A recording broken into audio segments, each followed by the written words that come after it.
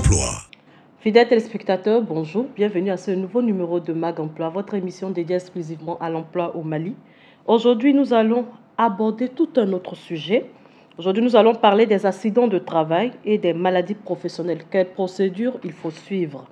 À cet effet, nous recevons sur notre plateau Dr Aïdara Alpha Youssouf. Bonjour, docteur. Bonjour, madame. Bienvenue sur notre plateau. Merci beaucoup. D'accord.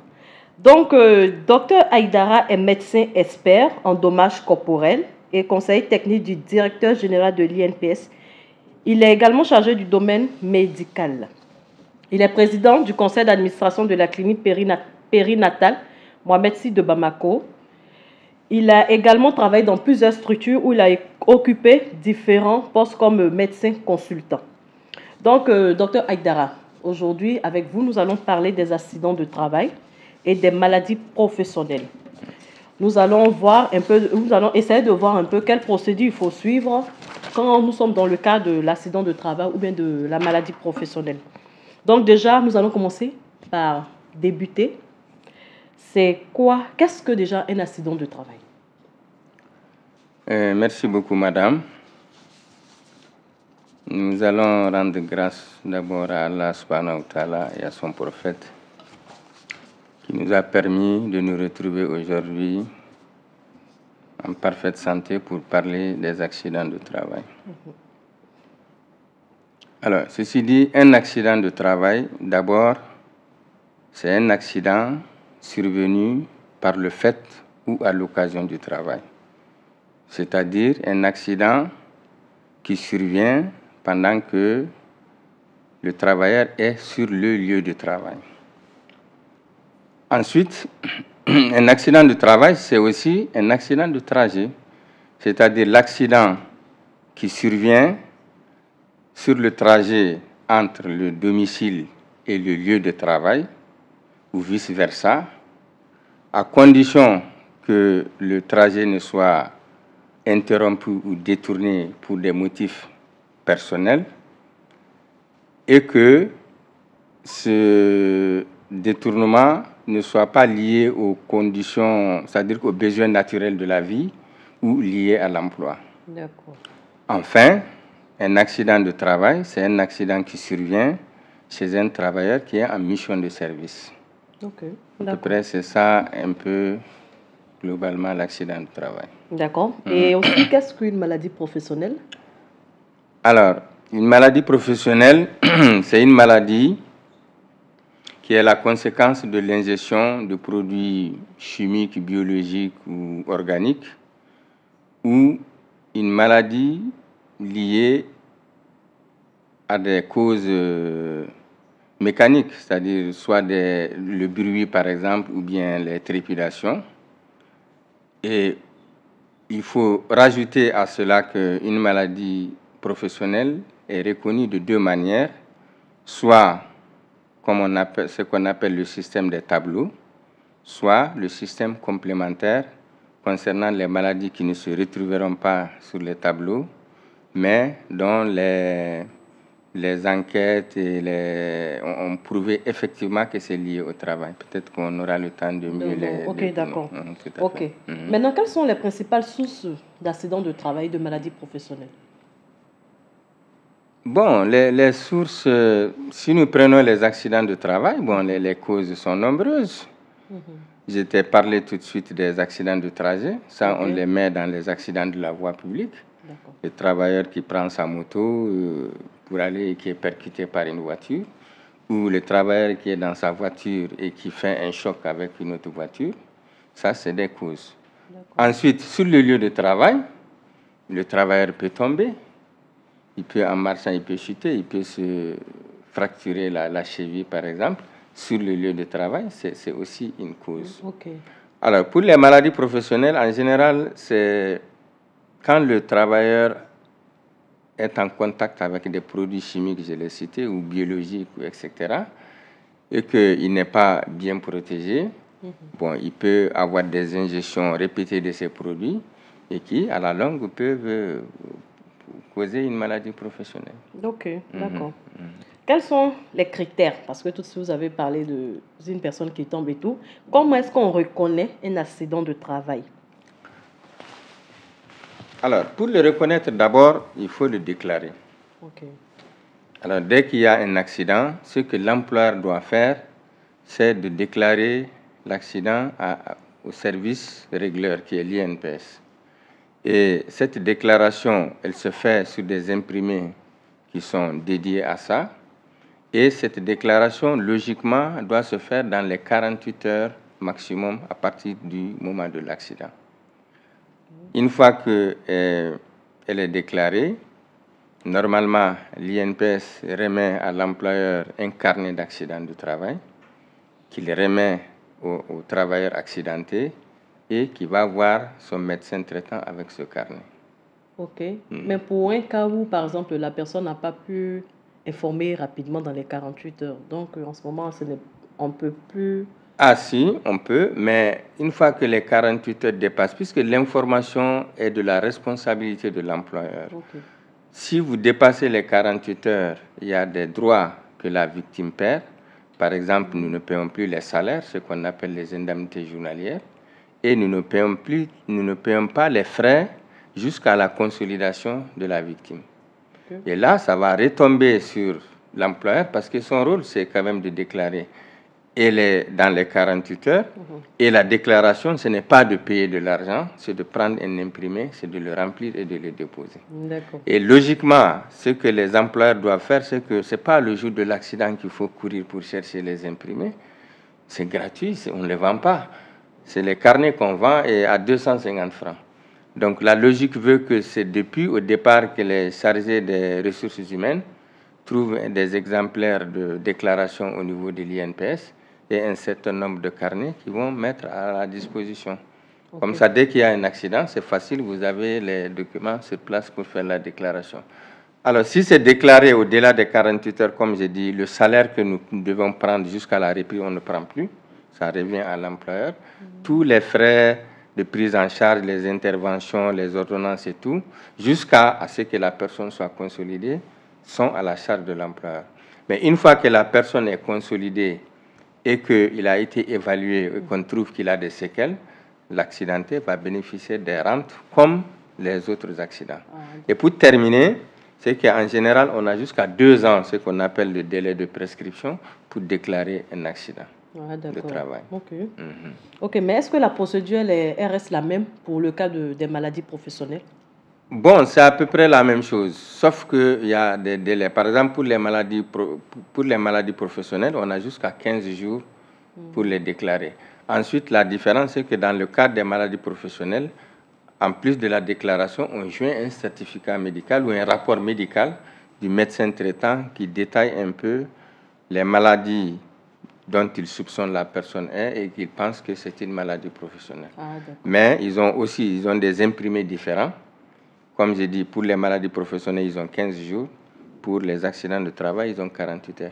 Et dans les deux cas, le délai de prescription, ce que vous ne déclarez pas dans les 2 ans, est fort clos.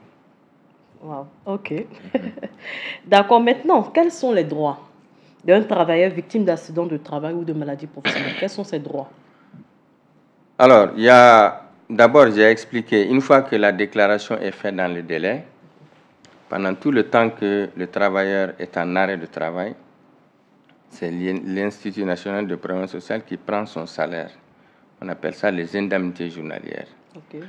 La seule condition, c'est qu'il faut que cet arrêt soit certifié par les médecins traitants, c'est-à-dire les médecins qui s'occupent de ces accidentés, et que cet arrêt de travail soit confirmé par le médecin conseil de l'INPS. D'accord.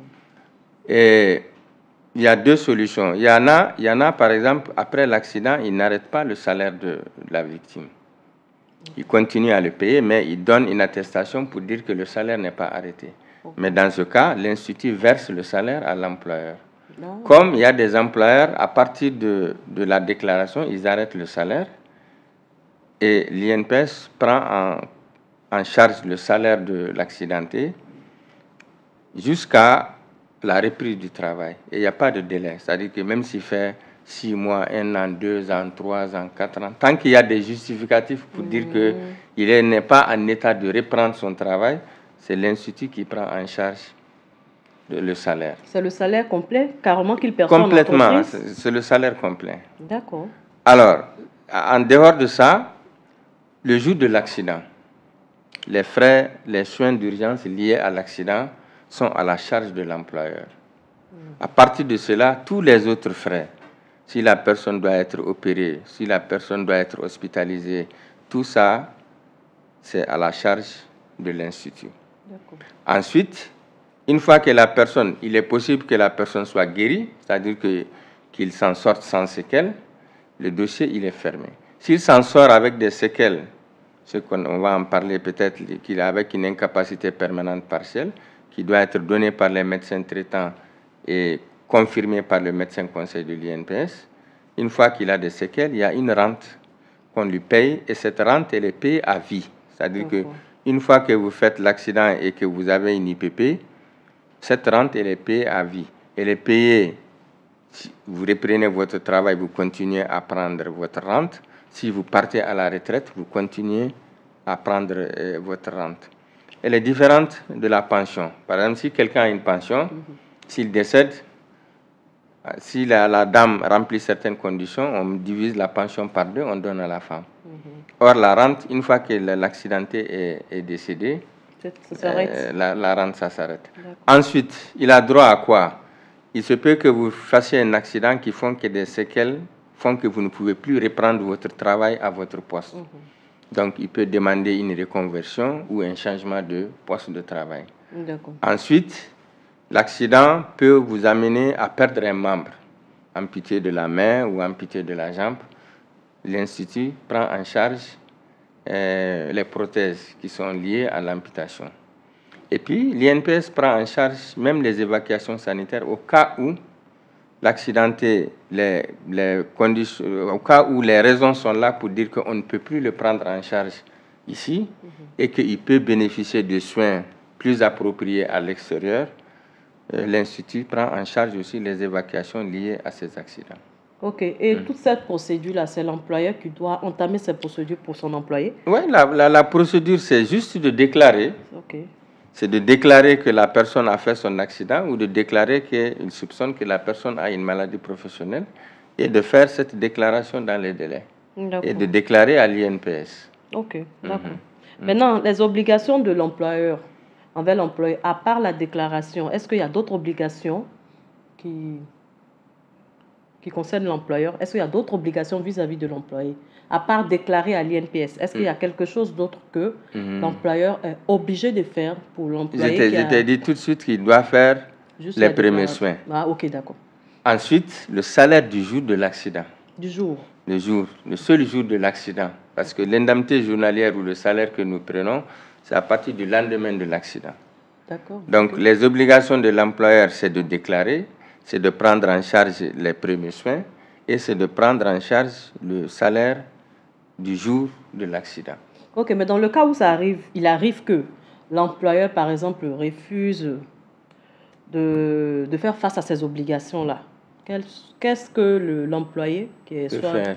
Voilà, qu'est-ce qu'il peut faire? Bon, refuser, ça veut dire quoi? Ne pas déclarer, par exemple? Voilà, s'il ne le déclare pas, je vous ai expliqué qu'il y a un délai de prescription de 2 ans. S'il ne le déclare pas, l'employé peut aller déclarer. Lui-même. Ah, bien sûr. Mais il a 2 ans pour le faire. Mais en ce moment, il perd certains droits.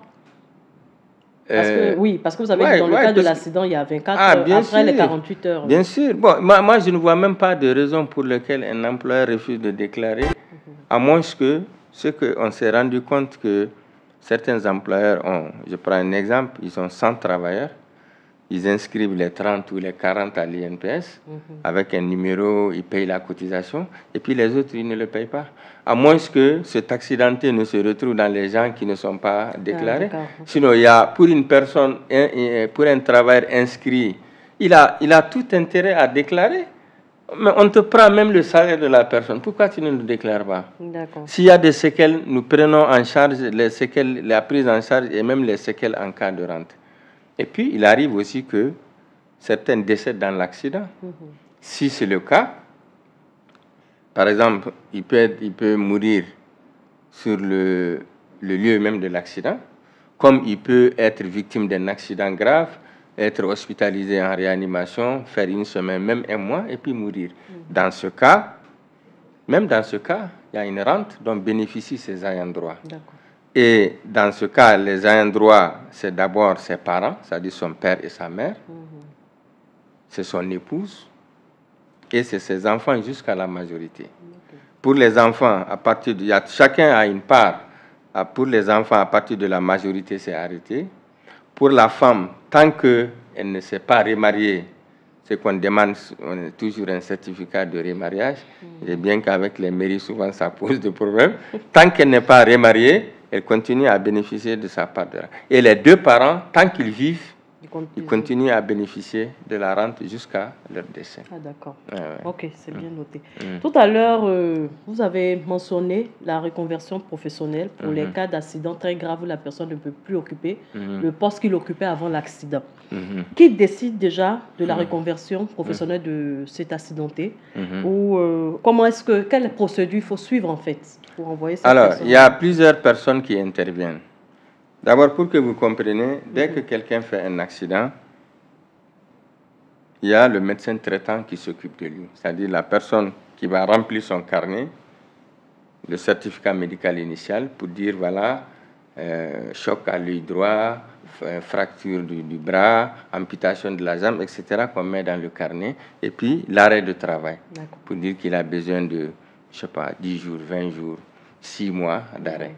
Ensuite, quand il va être consolidé, s'il est guéri sans séquelles, on remplit l'autre côté, ce qu'on appelle le certificat final descriptif. Et on dit que la personne est guérie et il peut reprendre son travail.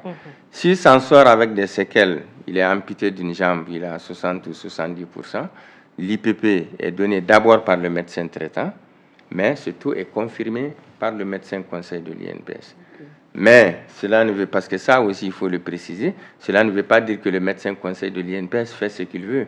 C'est-à-dire que si le médecin traitant, je prends un exemple, donne 20%, si le médecin conseil de l'INPS, parce que l'INPS ne tient compte que du taux donné par le médecin conseil.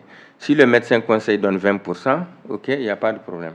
Il arrive que le médecin traitant puisse donner 20%, et que le médecin conseil estime que c'est peu, il peut donner 30%. Là aussi, il n'y a pas de problème.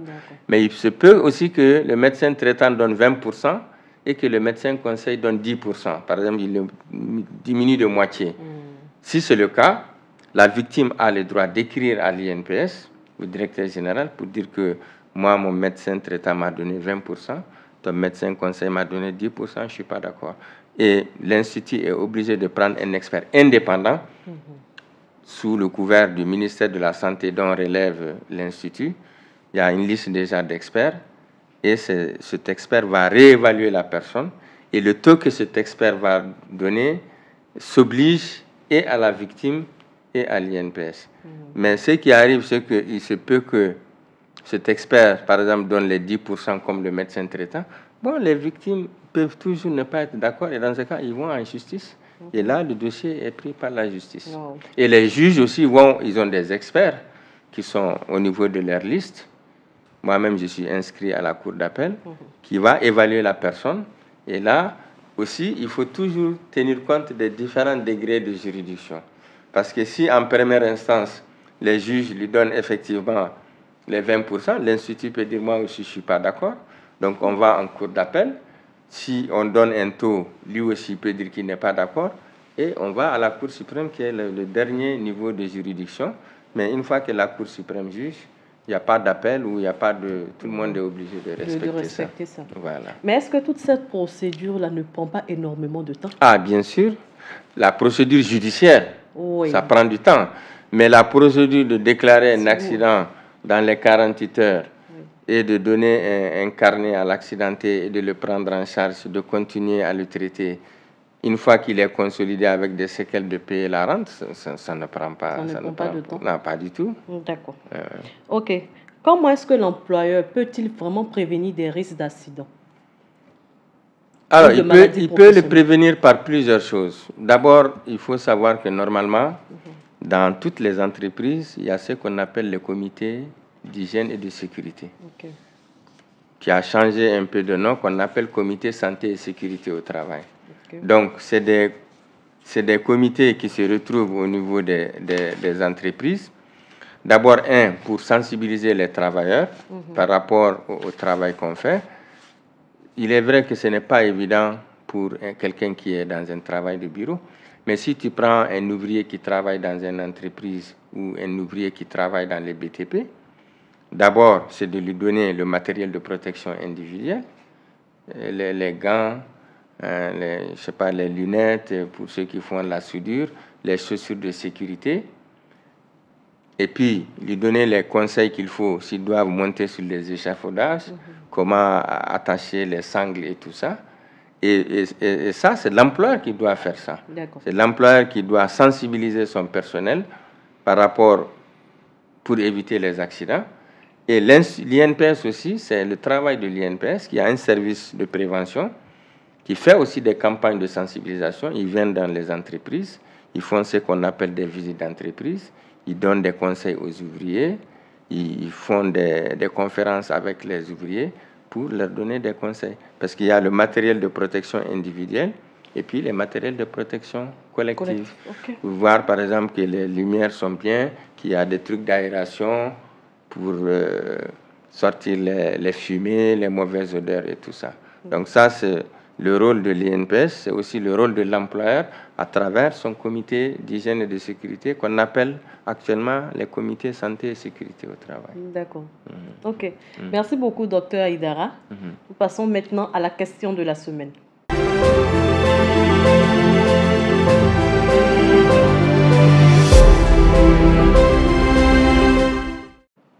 Ok, docteur Aïdara, nous revenons vers vous.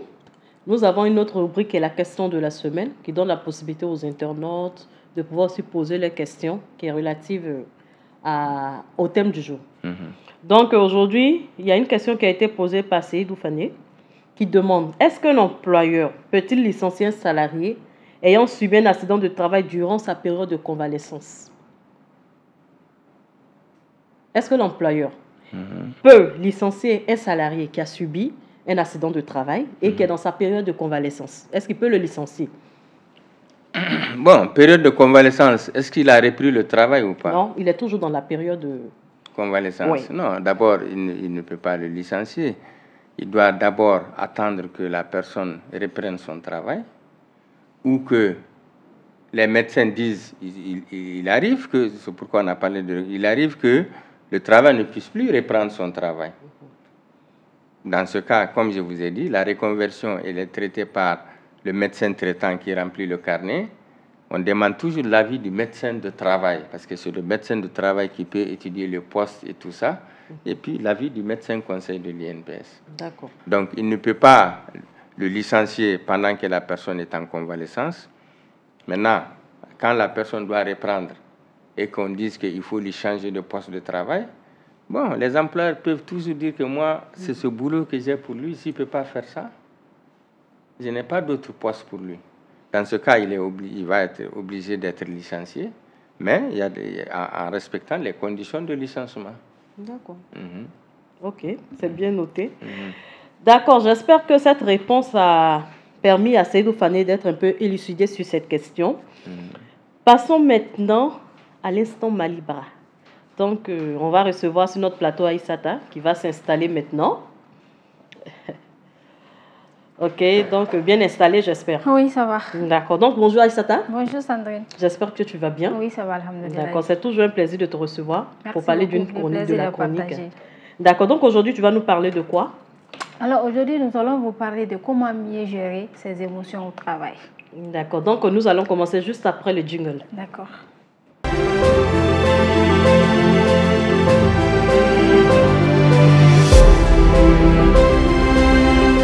Ok, donc je te laisse la parole. D'accord. Comme je l'avais si bien dit, aujourd'hui nous allons vous parler de comment mieux gérer vos émotions au travail. Pour cela, vous devez mettre en pratique quelques points, à savoir, soyez à l'écoute de vos émotions et de vos sensations. La première clé pour réussir à mieux gérer vos émotions, c'est de les identifier le plus tôt que possible. Lorsqu'on remarque une émotion au moment où elle naît, nous avons beaucoup plus de chances de réussir à la gérer. Deuxième point, comprendre vos émotions. Il est important à ce niveau de vous poser de bonnes questions, à savoir, qu'est-ce qui a causé cette émotion? D'où vient-elle? Ensuite, nommer et identifier vos émotions. Il existe 6 familles de base des émotions qui sont entre autres la peur, la joie, la tristesse, la colère, le dégoût et la surprise.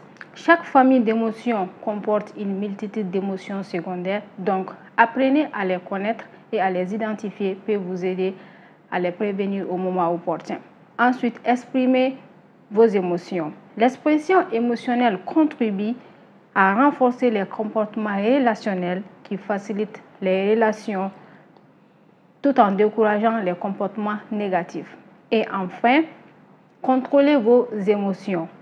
Contrôler votre émotion vous aidera à mieux gérer les émotions négatives. Et pour cela, il est conseillé de pratiquer du sport, d'écouter de la musique, de faire des jeux vidéo, etc. Ce qui va non seulement vous permettre de relaxer, mais aussi de penser à des choses plus positives. Ça serait tout pour aujourd'hui, mais sachez que ne pas savoir mieux gérer vos émotions peut engendrer des impacts sur la santé mentale, la santé physique, les relations professionnelles, mais aussi les relations sociales. D'où l'essentiel d'apprendre à mieux gérer vos émotions pour votre bien-être quotidien. On se dit à la prochaine fois pour un autre thème d'Instant Malibara. Merci beaucoup, Sandrine. Merci beaucoup, Aïssata Geste. Je pense qu'on saura mieux gérer nos émotions maintenant, n'est-ce pas, docteur Aïdara? Inch'Allah. D'accord, donc, docteur Aïdara, nous sommes pratiquement à la fin de l'émission. Nous vous disons merci. Merci d'avoir accepté de nous élucider un peu sur les accidents de travail, les maladies professionnelles, la procédure qu'il faut suivre et tout. Je pense que nous avons énormément appris auprès de vous. Et on espère aussi qu'on vous aura une autre fois pour peut-être continuer dans cette même lancée ou trouver un autre sujet qui peut être intéressant pour nos internautes ou nos téléspectateurs. On espère je vous remercie pour l'intérêt que vous portez d'abord pas à moi, c'est surtout à l'INPS, parce que moi c'est ma petite personne, et vous rassurer que je suis toujours disponible pour parler des accidents de travail et maladies professionnelles, et rappeler aussi que ce domaine est trop vaste pour en discuter vraiment en 20 minutes. D'accord. Donc, soit il faut mieux cadrer de quoi on peut, tu sais, on peut faire l'émission uniquement sur la déclaration, comme on fait faire l'émission sur les rentes, etc. Donc, mieux vaut cadrer pour que les gens comprennent mieux. Et comme j'ai dit, je suis vraiment toujours à votre disposition et c'est avec plaisir. D'accord, merci beaucoup. Je pense qu'à travers ce que vous avez dit, on a quand même compris quelques sujets qui peuvent être intéressants pour nos téléspectateurs. Donc, on va vous rappeler une autre fois pour parler d'un autre sujet. Très bien. Merci à vous. Allez. Merci aussi à Aïssata d'avoir été là sur ce numéro de Mag Emploi, d'avoir permis de nous avoir donné un peu quelques astuces pour mieux gérer nos émotions, que ce soit dans le milieu professionnel ou dans notre environnement. Vie quotidienne de chaque jour. Dans la vie quotidienne. Merci à toi aussi. Merci. Et nous ne pouvons clôturer cette émission sans remercier nos téléspectateurs qui nous suivent chaque mercredi à partir de 20h. Nous vous rappelons que cette émission a été mise en place pour les personnes en quête de reconversion professionnelle, pour les chercheurs d'emploi, pour les personnes qui veulent avoir les informations de façon générale sur l'emploi. C'est votre émission, c'est l'émission qui est faite pour vous. Nous vous rappelons que cette émission, elle est préparée et présentée par l'équipe de Malibara. Nous nous retrouverons la semaine prochaine sur Joliba TV News. D'ici là, portez-vous bien.